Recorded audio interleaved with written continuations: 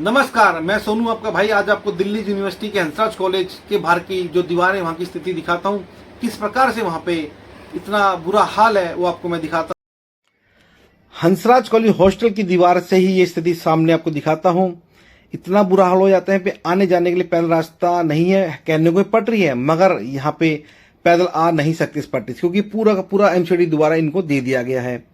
आने जाने के लिए लोग पटरी पे जब नहीं जाएंगे तो नीचे से आएंगे, उनको एक्सीडेंट की संभावना बनी रहती है और एक्सीडेंट होते भी रहते हैं। यहाँ वेज से लेकर नॉन वेज तक परोसे जाते हैं। गाड़ियों के अंदर शराब पी जाती है। आने जाने लोगों को जाम के कारण बहुत समस्याओं का सामना करना पड़ता है। अगर इनको हॉर्न बजा के साइड मांगे तो लड़ाई भी कर लेते हैं। ये जो लड़के हैं इनको गाड़ियों में ही सर्व करते हैं। यानी एमसीडी ऐसा हो सकता है पटरी बनाई गई पैदल चलने के लिए और उसको पूरा का पूरा अलॉट कर दिया गया। ये भारत देश की राजधानी दिल्ली यूनिवर्सिटी का हाल है कि जहां पे देश का भविष्य इस समय पढ़ाई कर रहा है। वो क्या सोचता है, सुबह यहां से जाता है जा नहीं पाता क्योंकि कूड़ा इनका रात तक देर तक खुलती दुकान सुबह साफ नहीं हो पाता। इतना बुरा हाल कर दिया गया है।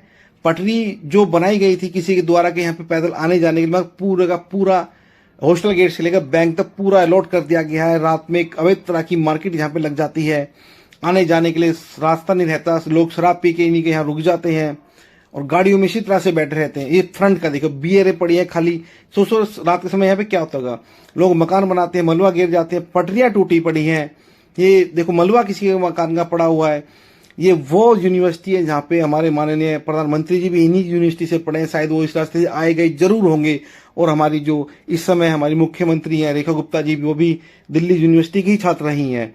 और आगे भी इन्हीं स्कूलों से, कॉलेजों से, सब कॉलेजों में ही देश का भविष्य है।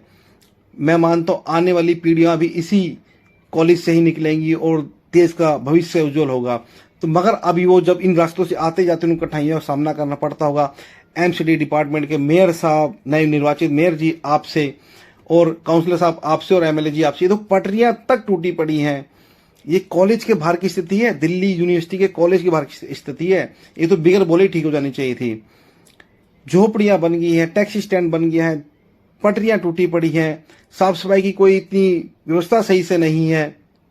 ये हाल है पटरियां। देखो पैदल बच्चा स्टूडेंट कैसे जाएगा, बस पकड़ने आना जाना कैसे करेगा। ये देखो इतना बड़ा गड्ढा, इनकी सोचने से भी परे कि ऐसी ऐसी गलतियां हो रखी हैं।